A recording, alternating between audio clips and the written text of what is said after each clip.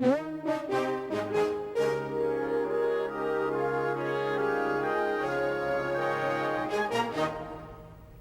the first of two reports on new leaders trying to fix urban school systems in deep trouble. Tonight, the schools of Washington, D.C. Our special correspondent for education, John Merrow, is the reporter. In August, 5,000 teachers and principals from Washington, D.C.'s troubled school system met their new superintendent, the seventh in 10 years. I am Michelle Rhee. I'm the new Chancellor of the D.C. Public Schools, and just in case there was any confusion, I am in fact Korean. I am 37 years old, and no, I have never run a school district before. However, Rhee's selection attracted national attention. All the eyes in the country are now on D.C. I believe that what we are embarking upon is a fight for the lives of children. Just months ago, Michelle Rhee, a former teacher, was living in Denver and running the New Teacher Project, a nonprofit organization she started to train and place teachers. Now she's in charge of 55,000 students and nearly $200 million. Washington, D.C. spends more per student, about $13,000, than just about every other large public school district. So far, it isn't helping. Test scores are abysmal. 88% of 8th graders scored below proficient in reading on the most recent national report card.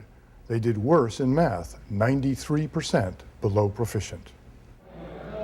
Last year, Adrian Fenty campaigned on the promise to fix the schools.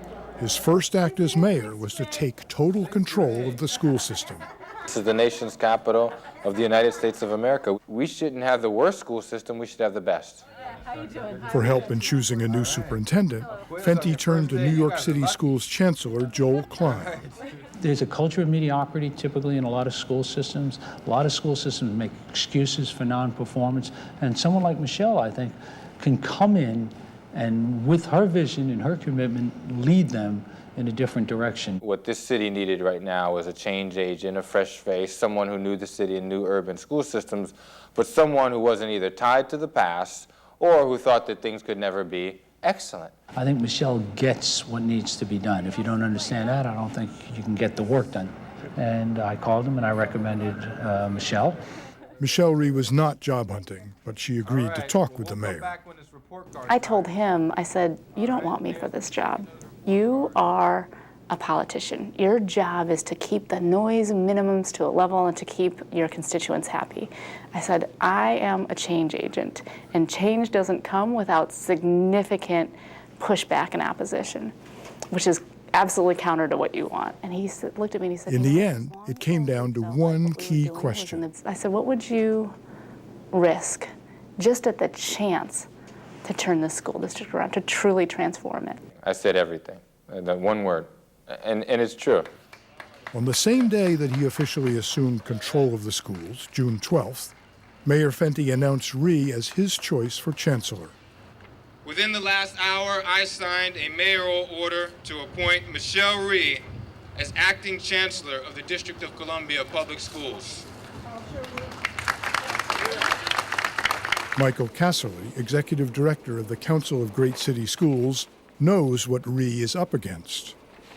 She's got to raise the academic performance of the kids in the school system. She's got to overhaul the personnel and human resource system of the school district. And she's got to help recapture and regain the public's confidence in the public schools. So other than that, it ought to be a cakewalk. I'd say that I have a tremendous will. Some people would call that being very willful or stubborn. But when I know what needs to get done, very, very little, if anything, can stand in my way.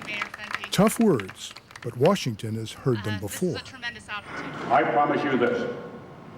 We'll be diligent in our effort to create an optimal learning environment that is stimulating and challenging for students and teachers alike.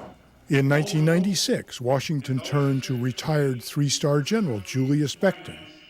Like Michelle Rhee, General Becton had never led an urban school district.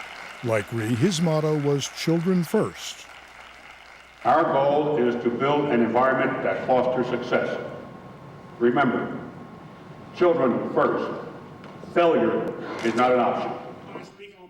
But just 16 months later, after failing to gain an accurate count of students or open schools on time, General Becton resigned. Becton, who survived 3 wars, said he'd never come across a more difficult task than reforming the public schools in Washington. Well aware of the challenges, Rhee hit the ground running. I am going to run this district in a way that is constantly looking out for the best interests of the children and of the schools.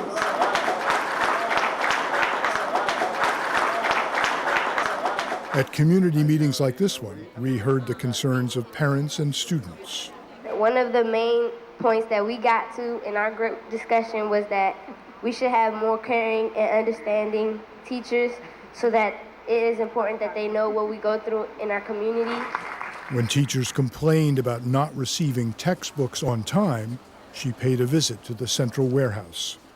By the time I got onto the second floor, I thought I was going to throw up. I actually felt nauseous because of what I was seeing. It was boxes and boxes of glue and scissors and composition books, binders, boxes of unopened trade books, class sets of novels, things that teachers not only are dying for, but spend their own money on. She quickly figured out how to get the supplies into the classrooms, but can she get ineffective teachers out?